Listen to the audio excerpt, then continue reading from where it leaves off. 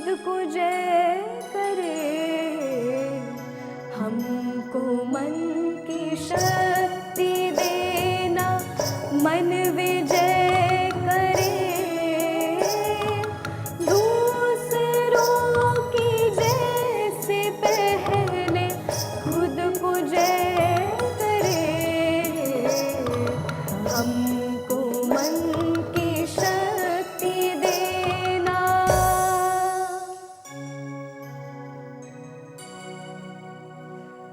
जय श्री कृष्ण। हमने अपने जीवन में बहुत सारे लोगों के बारे में सुना होगा जिन्हें परम ज्ञानी कहा जाता है। कहा जाता है कि ऐसे लोग सामान्य व्यक्तियों से हटकर हैं, उनसे अलग हैं, क्योंकि उनके सोचना, उनके विचार, उनके तरीके सब हमसे अलग हैं। भारत में न जाने कितने ही ऐसे महाज्ञानी थे, अभी भी हैं, जिनके तौर तरीके, विचार हमसे बहुत अलग है और शायद इतने आगे हैं कि दुनिया भर से लोग आते हैं। क्यों? क्योंकि उन्हें पता है कि ज्ञान तो भारत में है, कि ज्ञान तो भारत से मिलेगा। And western countries they also know about this truth कि वास्तविक ज्ञान वो ज्ञान नहीं है जिसे जानकारी कहते हैं। कोई व्यक्ति जानकार हो सकता है, पर एट द सेम टाइम वो ज्ञानी भी हो ये आवश्यक नहीं। महान विभूतियों में ऐसे ही एक महाज्ञानी महर्षि याज्ञवल्क, उन्हें परम ज्ञानी माना जाता था। वो जिस काल के हैं उस काल के सर्वश्रेष्ठ ज्ञानियों में उनकी गिनती थी। महर्षि याज्ञवल्क का पूरा जीवन तपस्या है। ऐसा क्यों? वो गृहस्थ आश्रम में थे, वो गृहस्थ आश्रम के अनुयायी थे। उनकी 2 पत्नियां थीं, कात्यायनी और मैत्रेयी, जिसमें जो माता मैत्रेयी है वो खुद भी वेदों की व्याख्या करती थी, वो खुद भी वेदों की जानकार थी।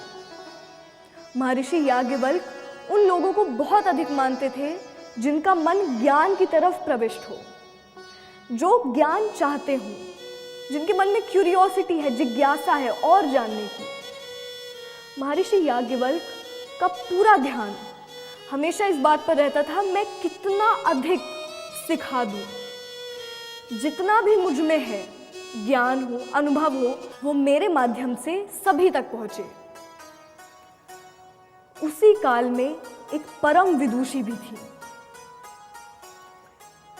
जिनके बारे में कहा जाता है कि वो गर्गाचार्य के वंश में आती थी।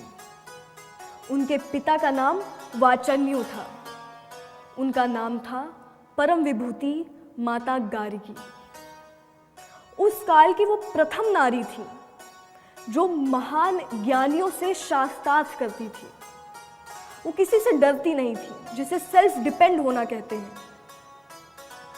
महर्षि याज्ञवल्क, वो उन्हें भी पता था, वो जानते थे कि सिर्फ गार्गी ऐसी है जो किसी से भयभीत नहीं है, उसके मन में किसी बात का डर नहीं है।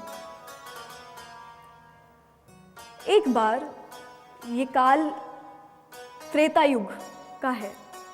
त्रेता युग में महर्षि जनक के बारे में हम सब जानते हैं। अब राजा जनक वो राजा है, पर उन्हें राज ऋषि कहा गया। क्यों? क्योंकि वो राजा है, उसके बाद भी उनका पूरा जीवन एक ऋषि का जीवन है, और यही उनकी महत्ता है। सबको पता था, इवन अयोध्या में राजा दशरथ को भी पता था कि जनक जी अद्भुत हैं, इसीलिए उन्हें राज ऋषि कहा गया। तो जनक जी आए दिन ज्ञानियों की सभा रखा करते थे। उनकी सभा में एक से एक ज्ञानी आते थे। एक बार उन्हें पूरे नगर में घोषणा की कि मैं फिर से ज्ञानियों की एक सभा रख रहा हूं। इस बार जो परम ज्ञानी होगा, मैंने 10,000 गायें, ऐसी गायें जिनकी सींगों में 10 ग्राम सोना है, मैं सारी गायें उस परम ज्ञानी को भेंट में दूंगा। अब क्योंकि राजा जनक ने रखा तो जितने भी ज्ञानी हैं वो सब सभा में उपस्थित हुए, सब आए।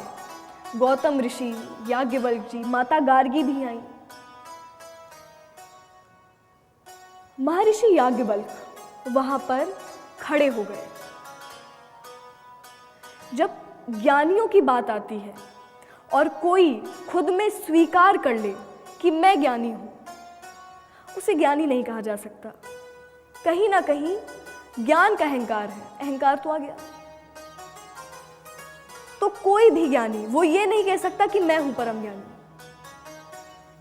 तो जितने भी वहां लोग थे कोई कह ही नहीं पाया कि हम हैं परम ज्ञानी। पर महर्षि याज्ञवल्क्य खड़े होकर कहते हैं अपने शिष्यों से कि जितनी गाय है ना, इन सबको हाँक ले जाओ, इन सबको आश्रम ले चलो। कुछ ऋषियों ने वहां कहा, अरे महर्षि याज्ञवल्क्य, मतलब आप परम ज्ञानी हैं। महर्षि याज्ञवल्क्य कहते हैं कि यहां पर जिसे भी लगता हो कि वो परम ज्ञानी है, वो मुझसे शास्त्रार्थ कर सकता है, मैंने मना नहीं किया किसी को। वहां कई ऋषियों से महर्षि याज्ञवल्क्य का शास्त्रार्थ होता है। जितने भी ऋषि हैं सबने पराजय स्वीकार की। इसमें यह बात गौर करने लायक है कि महर्षि याज्ञवल्क्य ने यह नहीं कहा कि मैं परम ज्ञानी हूं। उनने बस इतना कहा कि गायों को हाँक ले जाओ, जो भी परम ज्ञानी होगा वो मुझसे शास्त्रार्थ करे, जीते और गाय उसकी। आखिरी में वहां माता गार्गी कहती है कि मैं भी कुछ प्रश्न पूछना चाहती हूं। उनने जैसे इतना कहा, पूरी सभा शांत हो गई। सबको लगने लगा कि ऐसा ना हो कि बात बढ़ जाए। पर महर्षि याज्ञवल्क्य वो बहुत प्रसन्न हुए।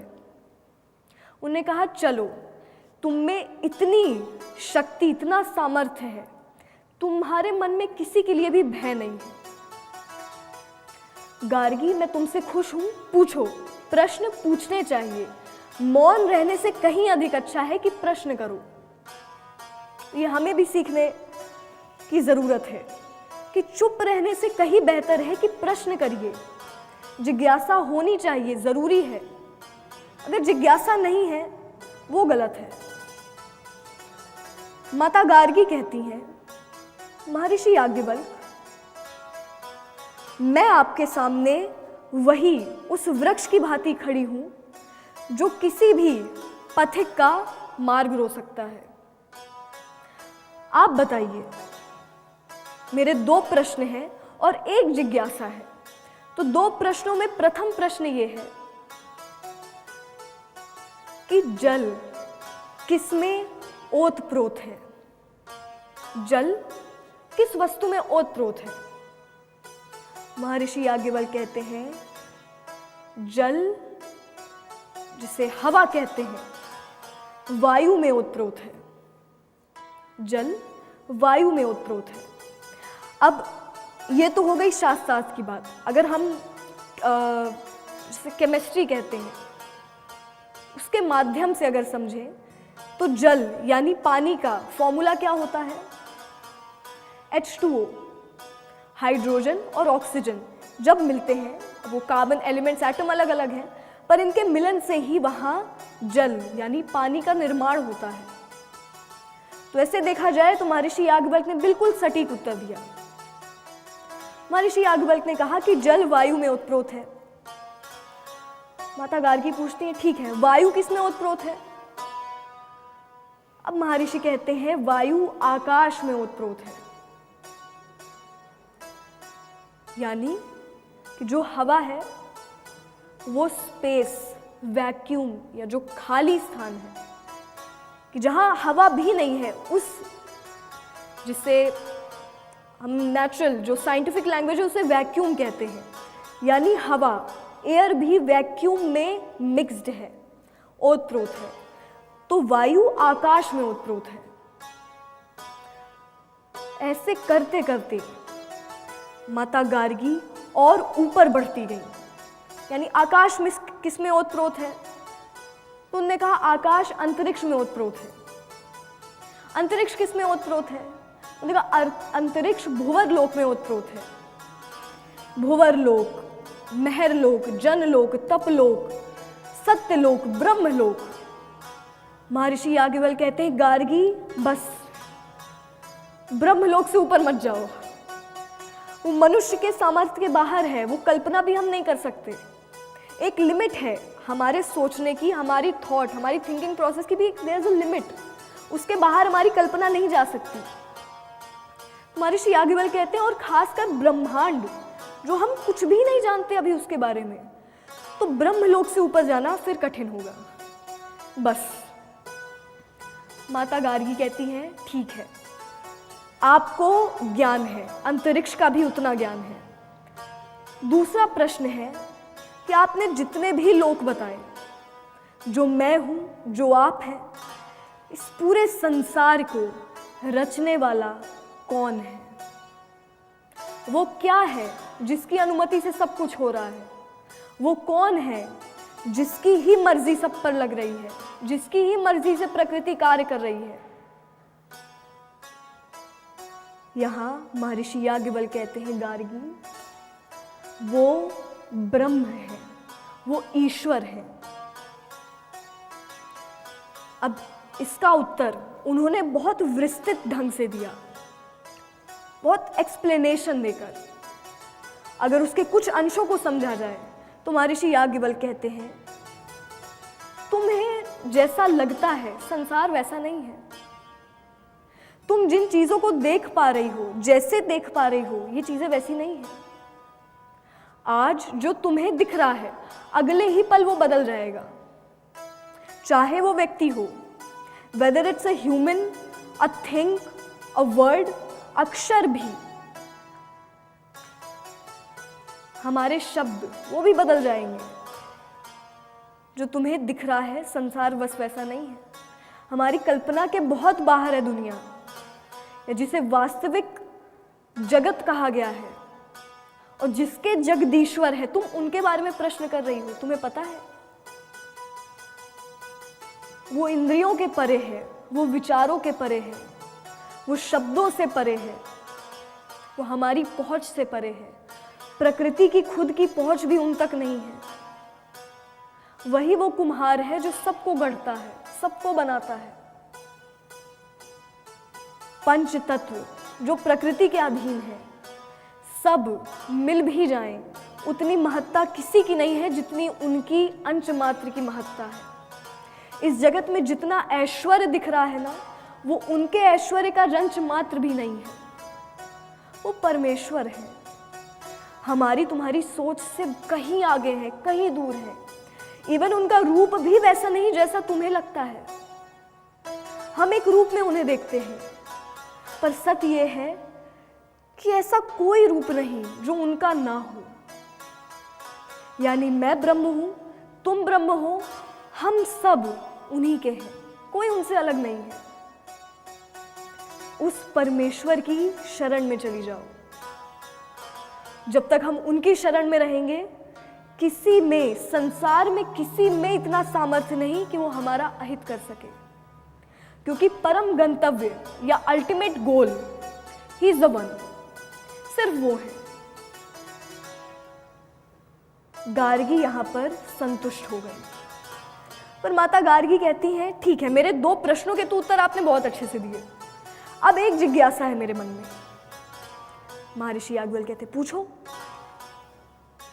अब माता गार्गी कहती है कि उस परम सत्य जिसकी आप बात कर रहे हैं, परम सत्य की खोज के लिए ब्रह्मचर्य आवश्यक है।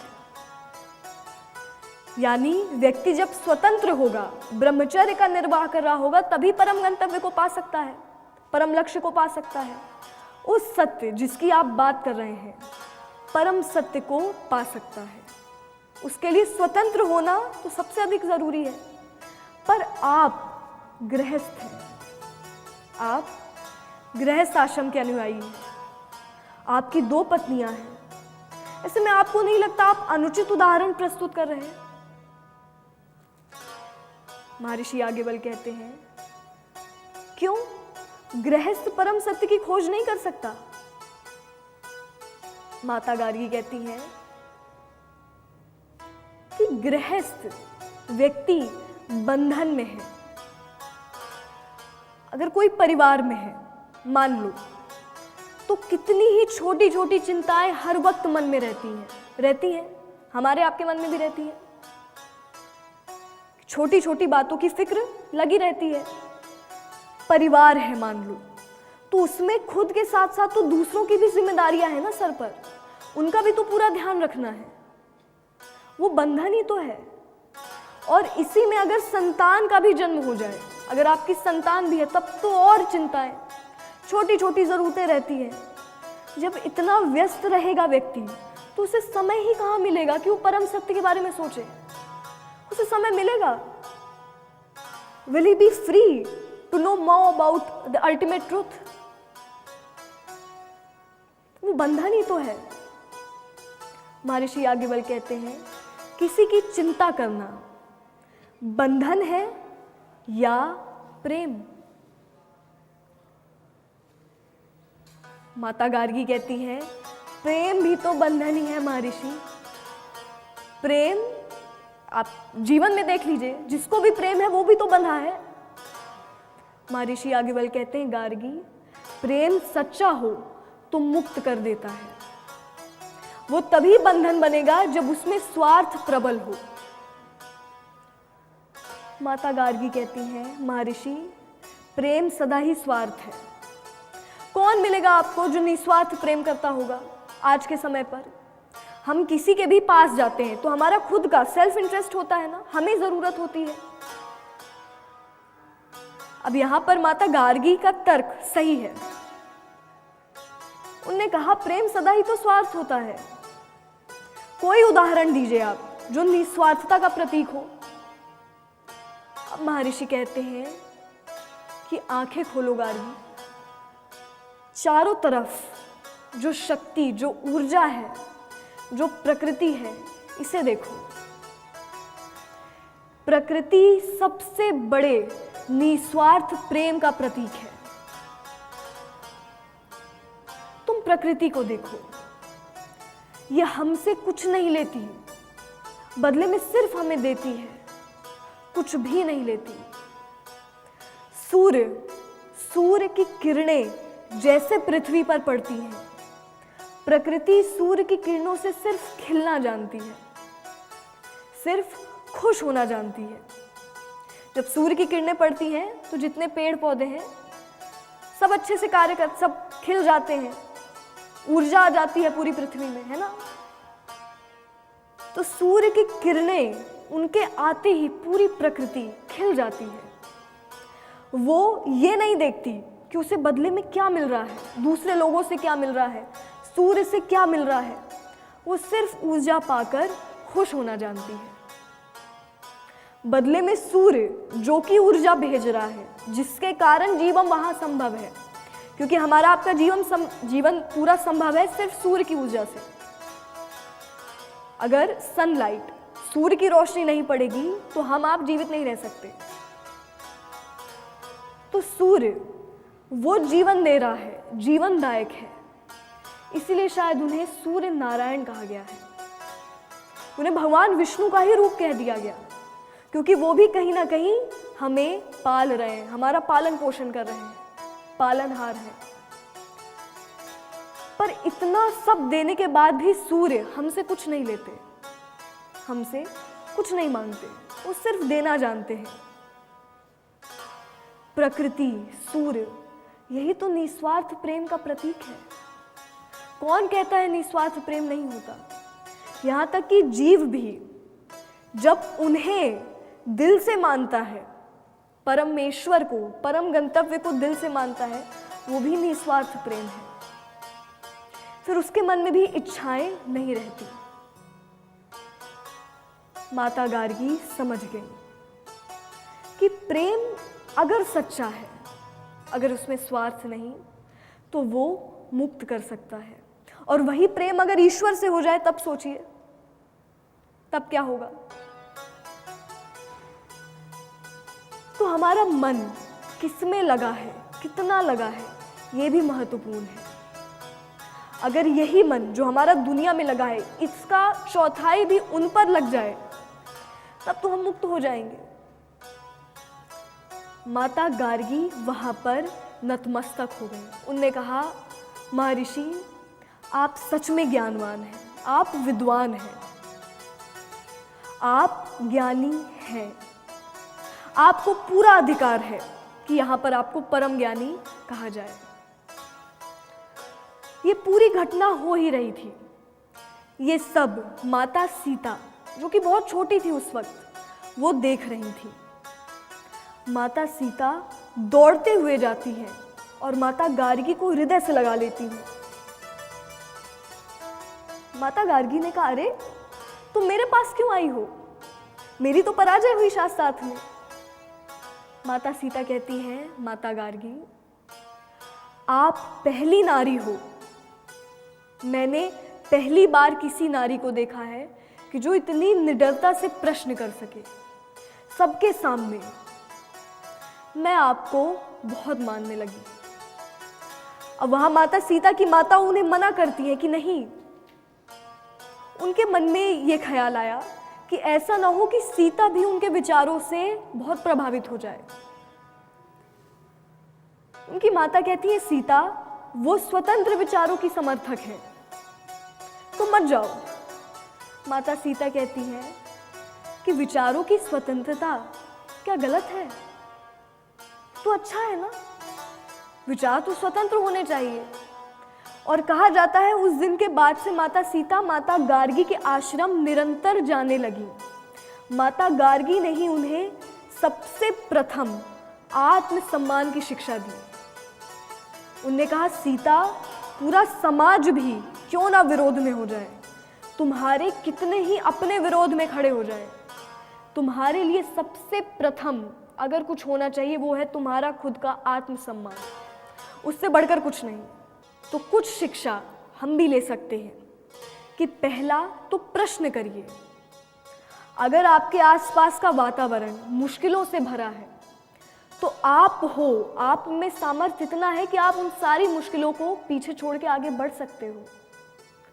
सब में ईश्वर ने इतना सामर्थ्य दिया है, हमें भी दिया है, आप सबको भी दिया है, सबको दिया है। तो हम ईश्वर से क्या प्रार्थना करेंगे? मुश्किलें जैसे पहले खुद को जय करे, हमको मन की शक्ति देना।